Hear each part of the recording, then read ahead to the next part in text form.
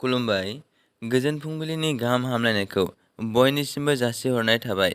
दिनै 11 आगस्ट 2023 इं मायथाइनि सानसेनि फान्जामुथियाव थानाय राशिफोरखौ फरायनो लाबाय।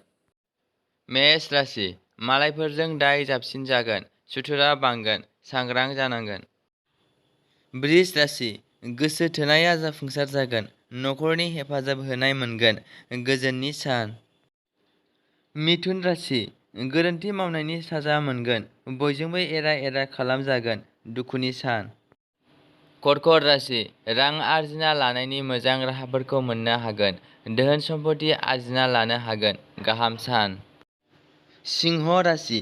बिसि फिसायनि गेजेराव जेंनाफोरा सुस्रांजागोन, नखर संसारा गोजोन जागोन, मोजां सान। कन्या राशि। रां खरसा जासोगोन, नांगौ जानाय मुवाफोरा जोबनाय नङा, थाल लानानै सोलिनांगोन। तुला राशि।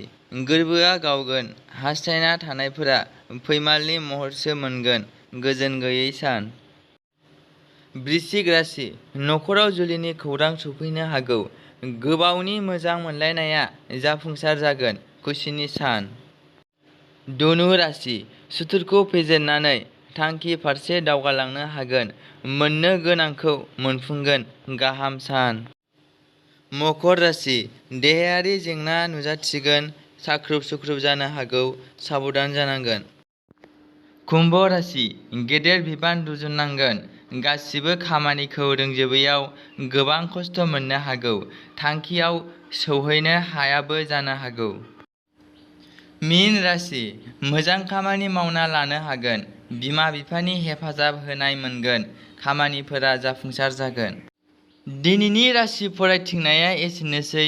बेजों लोगोसेयैनो बुहुमनि साफ्रोमबो सुबुंफोरनि थाखाय दिनैनि साना गाहामैनो बारलांनो थाखाय आनान गसाइनियाव आरज गाबनाय थाबाय। गोजोन्थों।